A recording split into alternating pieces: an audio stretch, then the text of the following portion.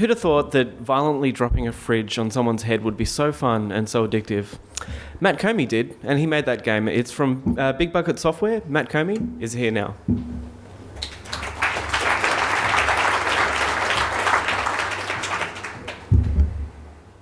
Hello.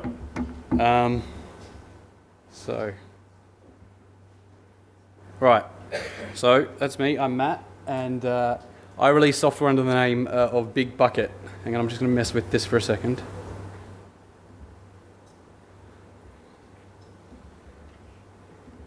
Right. So I'm basically going to focus on how you can sort of release an app, have some success with it. Hopefully I'll touch on how someone might have success with it. I obviously can't say how that happens, but how to do this without having taken too many huge risks. So yeah, the basic principle is just keeping it simple in every respect. And that's something that's very common to developing software generally. And it sort of came into favor with iOS because of the whole, you've got a very small screen, and that generally became a matter of, well, you need to take your idea, strip it back to the bare essentials. And the other advantage to stripping it back to the bare essentials is that it's easier to accomplish.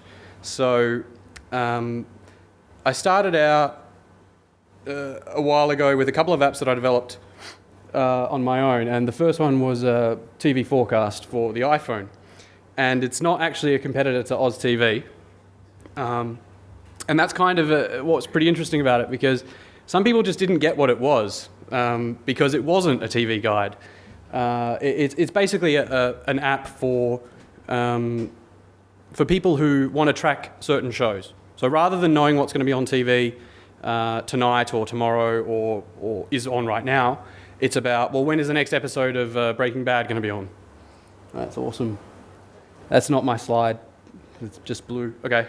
So I can just pretend you can see it now, I guess. Anyway, I don't have any jokes about Android. Yeah, sorry. So yeah. Hey. Okay, and this is my second app. And it's actually a whole year later, and I'm not really sure how that happened. I guess I was releasing updates for TV Forecast, and I've just drawn a blank on that. But it was my first game, and it was something I did by myself. It did reasonably well, you know, for what it was, I suppose. It didn't have a very broad appeal, but I enjoyed it, and it was an idea that I'd been kicking around for a long time. And you know, when the iPhone came around, it gave me a platform that I could actually release it on, because when I say I'd been kicking around for a while, I had a J2ME version, and I had no idea how you would go about selling something like that. So it stayed that way until Coco came along, and I learned how to write in that. So it was very it was very basic looking. I mean, I think it has a aesthetic, but it played to my strengths or lack of in terms of art and design. So the items on the board in this game, which is, I should have probably described, is sort of like something a little bit like in The Incredible Machine or Cut the Rope, where you're guiding coloured balls into coloured pockets and either avoiding or working with these items that you'll find on the board. And you'll see that they're all pretty much just circles that have gradient colours on them. So it played to my strengths in that sense. So I tried to come up with a list of what sort of disciplines are involved in making a game. And this isn't complete or even probably very good, but the basic point I'm trying to make with this slide is you don't want to try to do everything. So that doesn't necessarily mean find somebody who can do what you can't. It just means try and... in the case of Pocketball, for example, I decided writing physics is really too hard. And so I went out and found this thing called Box 2D. So that didn't mean I had to find somebody else to write physics for me. I just had to go on the net and see what there was. And the sounds, I purchased all of them, and they're all reasonably cheap.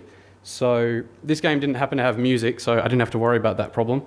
But yeah, so it's just a matter of finding the things that you aren't necessarily an expert in, and seeing where you can go to find those things.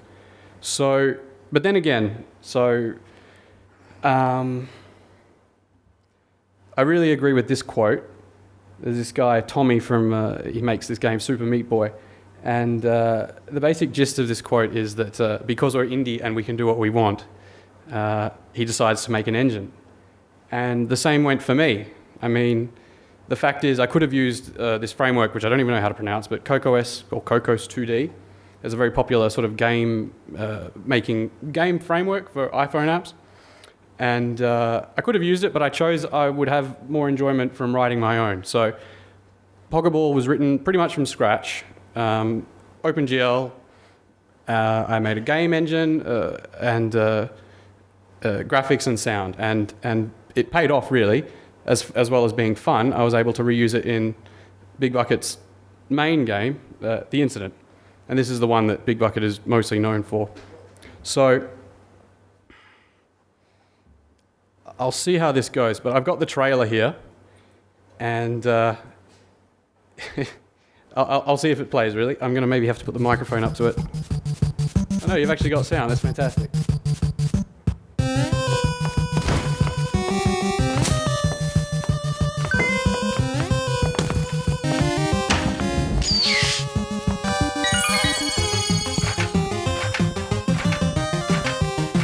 So if you haven't got the idea, it's basically dodge and jump things that are falling from the sky.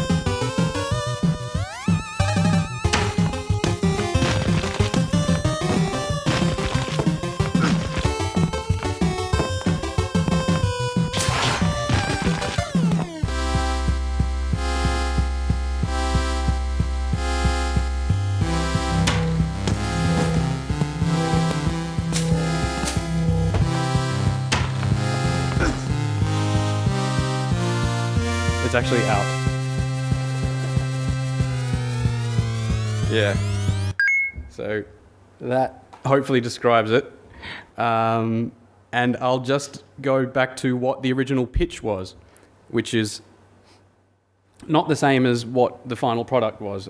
This is actually something that I was at the office back when I had a full-time job, and sort of I don't know, somehow came to me. Let's just say it was at lunchtime, so that it was certainly not on company time, and I, turned to a colleague and said, "Oh, what do you think about this idea of a game where things are just falling from the sky and you have to dodge them and jump up and that's it? Basically, if you get hit by something, you die, and it's got to look retro. I don't know why. I just thought that would be cool. Probably because I had this impression in my head that it would make it easier to develop, and endless." But I wanted it to be endless in the sense of endless play. And I knew that I wanted it to be endless, but I didn't know how that would allow you to get from being on the street to being in space. Because I wanted it to end in space, or at least that be the last background. But it was a rough idea. So it falls under the category of casual game, as do a lot of iPhone apps, the kind of game you can just pick up and play and put down. And these are some of my favorite iPhone games, which also happen to be casual games. A sort of a cynical way of describing The Incident almost is a vertical cannabolt, but hopefully nobody would say that. But regardless, that was certainly one of the places I drew inspiration. Okay, so this was one that I decided I wasn't going to do by myself, and I decided to pitch the idea to this friend of mine, Nevin, back in December of 2009, and we sort of had the impression that we would have it out by February. I don't know. We just picked a date, and we didn't get that at all. But not for lack of trying, and not for good reasons. I mean, yeah, we slipped, but I'll hopefully explain some reasons why. So again, back to that idea of what's involved in making a game. Trying to do all of that is too difficult, but if you pull away a few of the ones that you find too hard, you end up with something not too difficult and a funky little slide as well. So, but still pretty difficult. All right. So the items that I ripped off there were physics, art, and music. So music was just one of the ones that I put out of my mind. I didn't want to know how that was going to happen. I was pretty much confident that we'd be able to release without it. And it's turned out to be the music in the incident is almost always referred to in reviews as being like part of the package. Like it's hard to imagine it not having music anymore. But the fact is I didn't know where it was going to come from. And all I knew was Nevin could completely take care of the art and it would be out of my mind. And what's left on this screen doesn't necessarily mean it was done by me. It certainly wasn't, but the things that have disappeared, I had nothing to do with. So the team was, of course, myself, and then Nevin, and then this mystery guy that I didn't realize Nevin was talking to, which is Cable Sasser, the co-founder of Panic, which is where Nevin works. Turns out he's actually a pretty cool musician as well.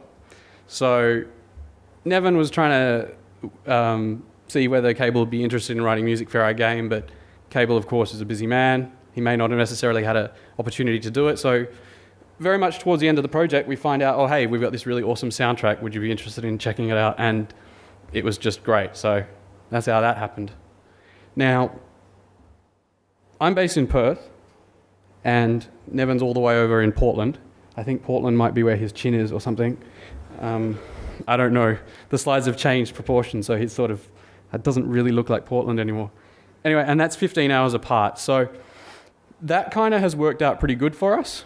Or at least we see the positives, which is there's a small window of opportunity where we can discuss what we're working on. I'm speaking in present tense because I still work with Nevin, but the incident's well and truly finished now. So the tools that helped us to get the job done, and he has actually said on Twitter previously that it's not too dramatic to say that it probably wouldn't have been able to happen if it weren't for Dropbox, and it really was fantastic. We shared, we had a shared folder, and I would get up in the morning and see what had recent activity and vice versa. So, I'd put binaries in there for him, and he'd put artwork in there for me, and it was really great. Of course, iChat, email for whenever we knew the other person was sleeping. Skype was just something that reminded us that the other person existed and was more than just an avatar. And towards the end, actually, I think it was in updates, we started messing around with Jira, where we actually had bug reports and prioritized features and whatever. But I don't know, it was a bit too heavy for us, and I'm really off of the self-hosting type of thing. Like, it used to crash on me, and I don't know, I'm sure it's my fault, but that doesn't mean it wasn't annoying. So, where have my little notes gone again? Okay, so back to the keeping it simple.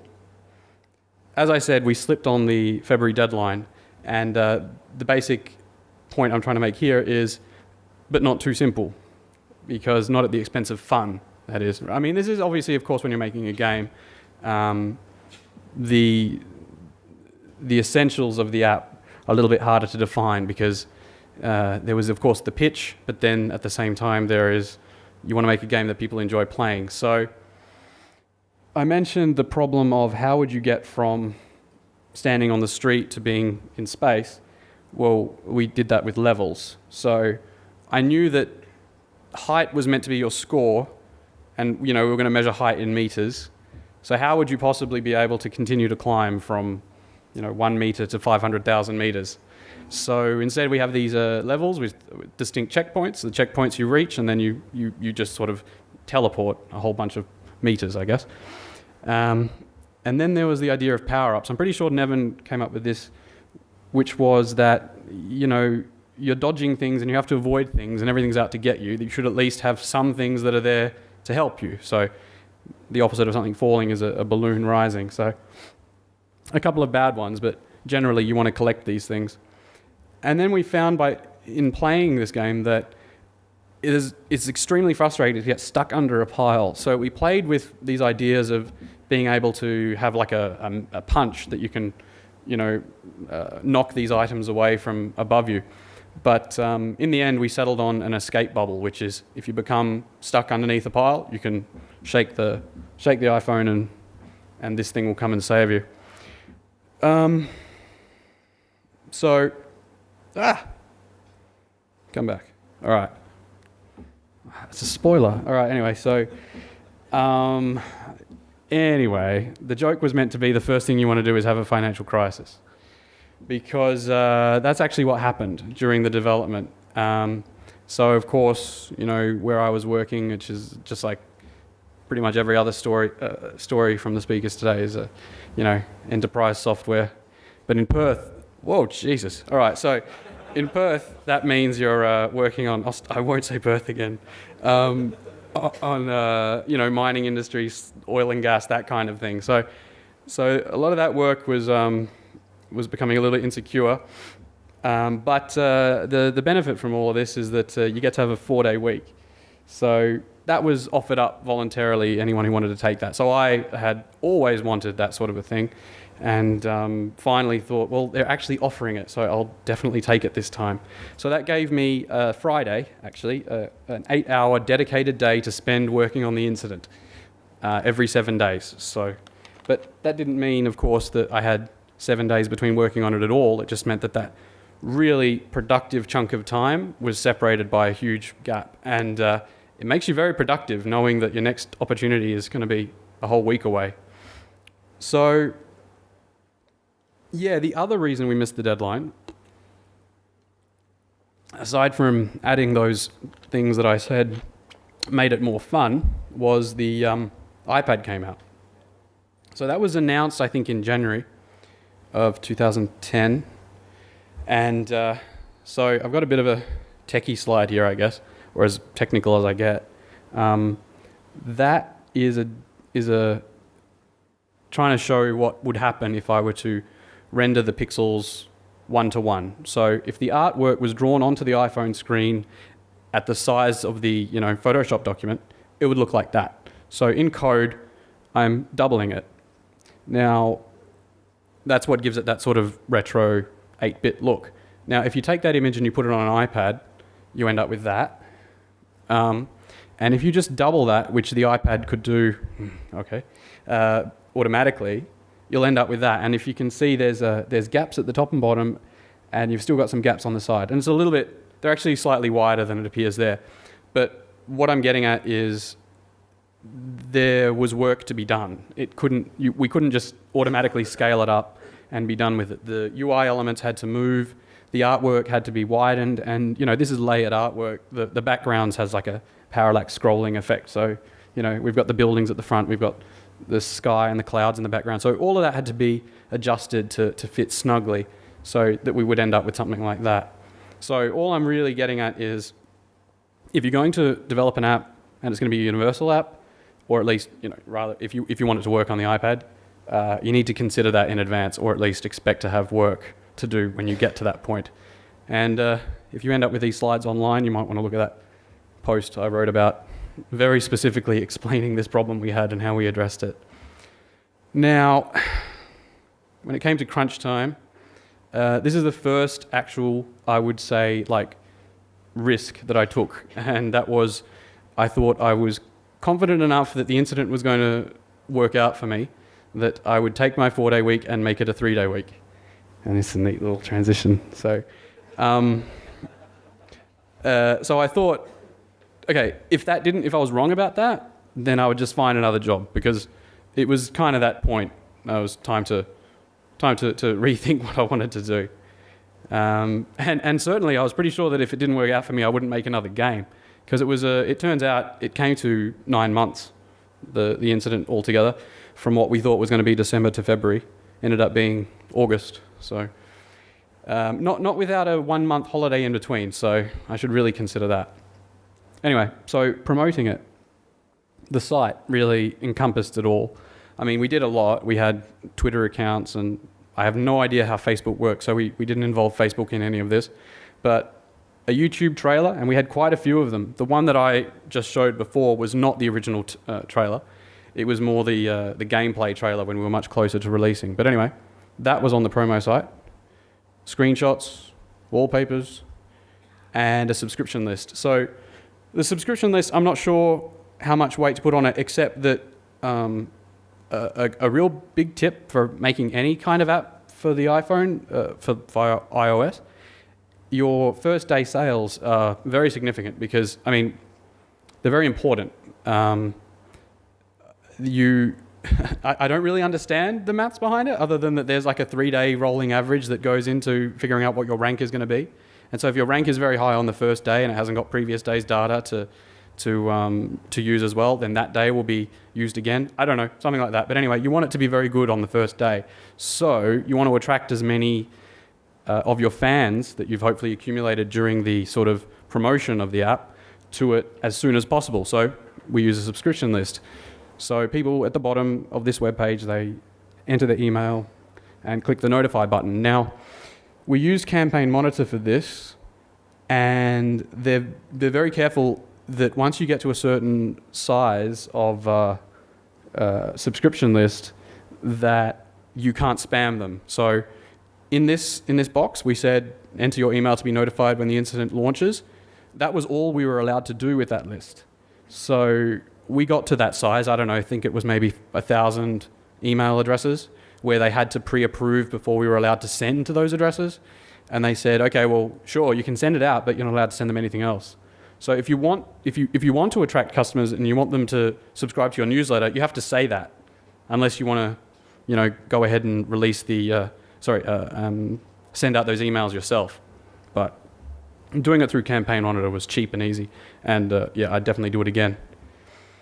Anyway, so the response, and I am going to talk a little bit about sales, but just the first month, and it follows that typical trend of nice big spike at the beginning, tapers off.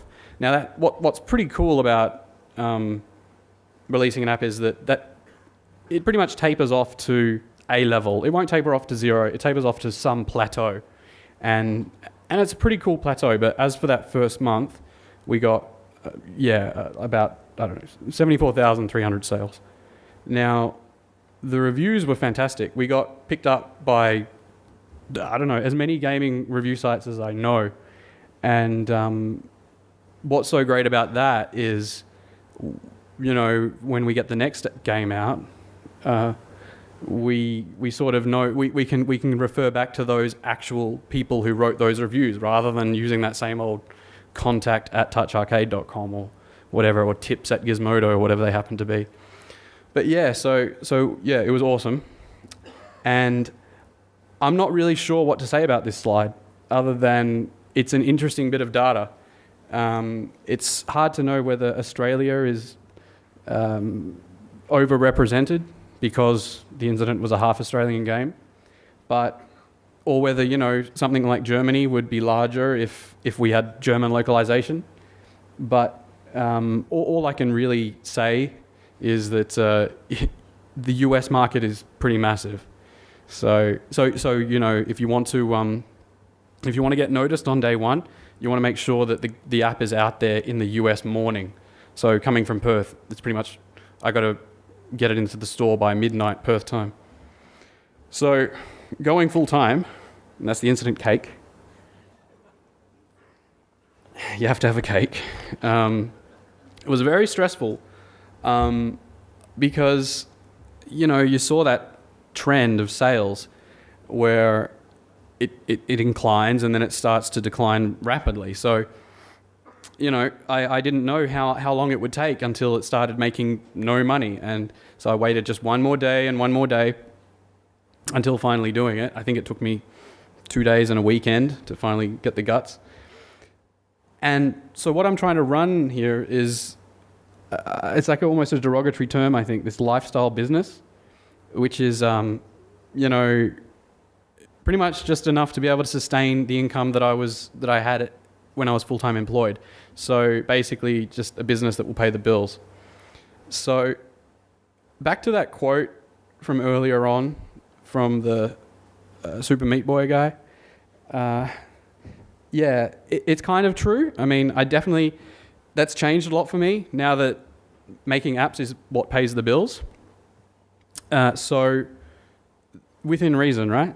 It's you sometimes have to make a business decision and decide whether or not spending 12 months making something is the right choice for right now. So although Nevin and I have been working on a secret project again, I decided to take a break from that and take my old TV Forecast app for the iPhone and make an iPad version.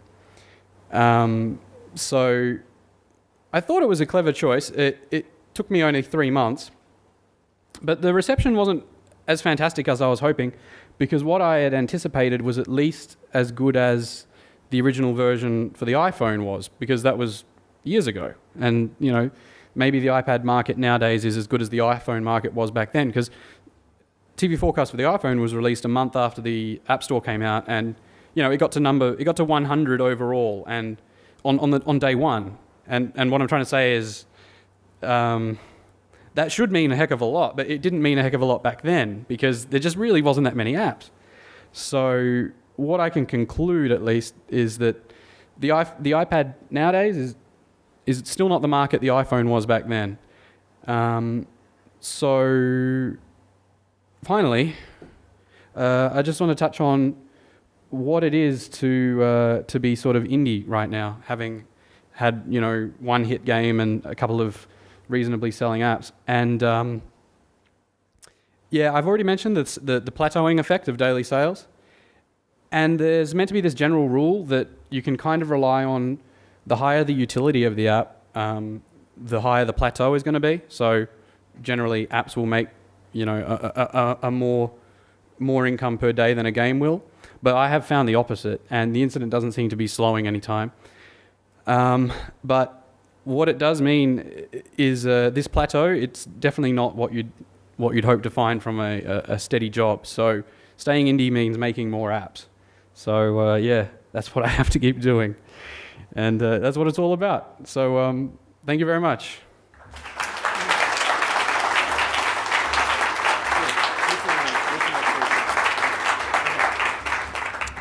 Thank you so much. I was backstage and I heard the incident music just then, and like immediately it was like some flick, switch went off in my brain. I was like, oh my God, I have to download the incident right now and play it all again. So yeah, I can't believe the music came after the game. But anyway,